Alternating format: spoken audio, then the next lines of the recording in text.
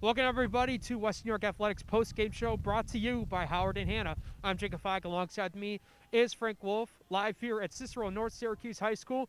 When we guys had you on for the pregame and halftime show, a lot of animosity for this Jamestown team going into this game against Christian Brothers Academy.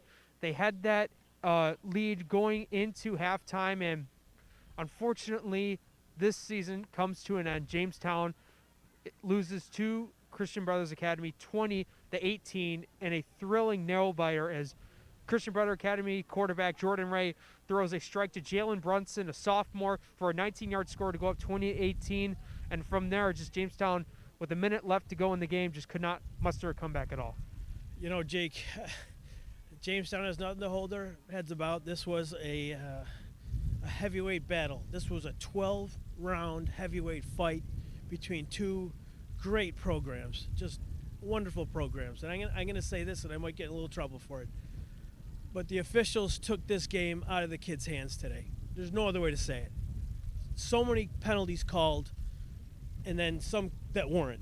And then you call a penalty at the end of the game on 4th and 3. To me, someone needs to take a look at this. That was just before that play.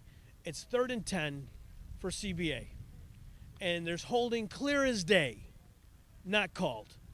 And then at 4th and 3, they call the flag. That's when they're going to call the flag. Jake, to me, embarrassing last 30 seconds for these officials. Just embarrassing. But all game long, throwing these flags left and right, they took the game out of these kids' hands today. I'm embarrassed for Jamestown. I'm embarrassed for CBA. But this was a great game, nonetheless. Playmakers on both sides. Butera did his thing. How about Ben Anderson picking off that pick six to put Jamestown ahead? You know, Drake had a very good game in this kind of weather. The run ends today, unfortunately.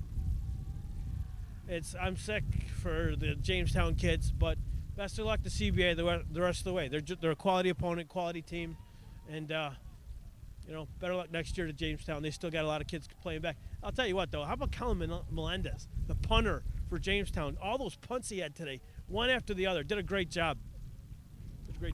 Yeah, he absolutely did a great job. And you mentioned about the penalties. There was a bunch in this game where, I was on a lot of the sidelines for Christian Brothers Academy. There was a ton of that where their head coach Casey Brown wasn't happy about them. But regardless of the penalties, people weren't happy about the penalties on Jamestown or Christian Brothers Academy's side.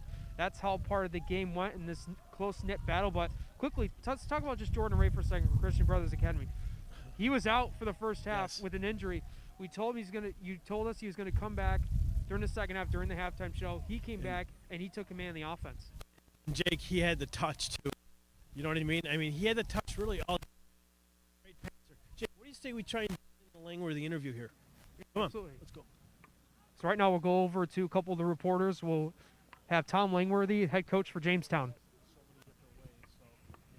We just really appreciate him, and also that he's been an inspiration to our football program and our community because of his character, and that's people are going to remember that, I think, just as much as is on the field play, and I think that's really important. I think he's got the school shattered. And he's shy of the touchdown.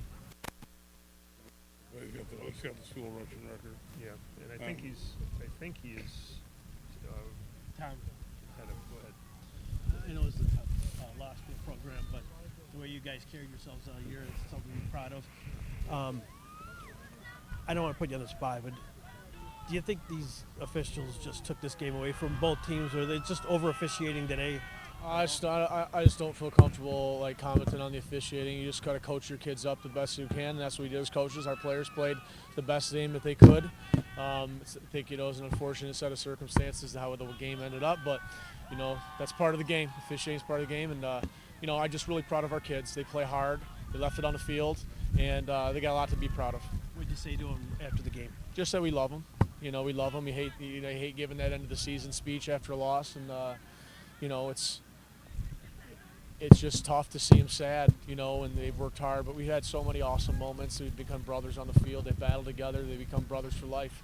There are no such thing as former Red Raiders. They're just Red Raiders. So, we got Red Raiders for life here. It's a special brotherhood, and these guys can always carry through the memories that we've made the last 3 months. Thank you very much, Coach. Thanks a lot. Thanks. All right, appreciate it. Thanks for the coverage. Thanks for all you do. Appreciate Western New York Athletics for sure. Appreciate you. Your punter was really good today. Yeah, number 8. All right, guys, so we're going to swing over here. We're going to go to Jalen Butera. What appeared to be an incompletion, and then to see a holding call on the other side of the field. Like I said, that's just the way the game goes sometimes, I can only control what I can control. The ref called what he called, and that's just how it played out. What made it difficult to find, the running room you're accustomed to in the second half? I mean, I think you had 150 yards in the first half, and they obviously were putting all their guys in an effort to contain you. What made that difficult? I don't know, probably just filling the box, bringing up a specific defense for me again, another week. We couldn't make adjustments because it was already after halftime, and we just played ball, and it just didn't work out. Jalen, final question here. You had a phenomenal career here at Jamestown.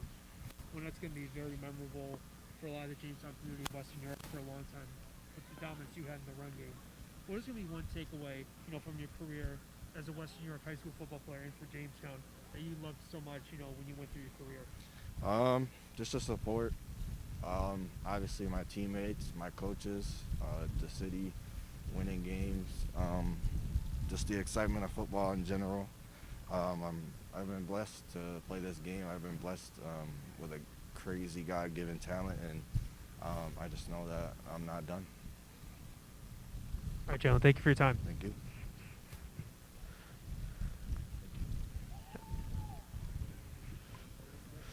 All right, guys, so there you have it. Had the post-game interviews up with head coach Tom Langworthy and Jamestown football player Jalen Butera. So right now we're going to sign off for this broadcast, but don't stay tuned for tomorrow as we'll have more coverage. I believe Western Europe Maritime Charter Health Sciences will be in their Class B state semifinal round. So we'll definitely stay tuned for that. We'll have pregame, halftime, and postgame show for that. But for this one, we're going to sign off for this. Thank you guys for tuning into the Western New York Athletics postgame show brought to you by Howard and Hannah. I'm Jacob Flack. Alongside me is Frank Wolf. Have a great evening, everyone.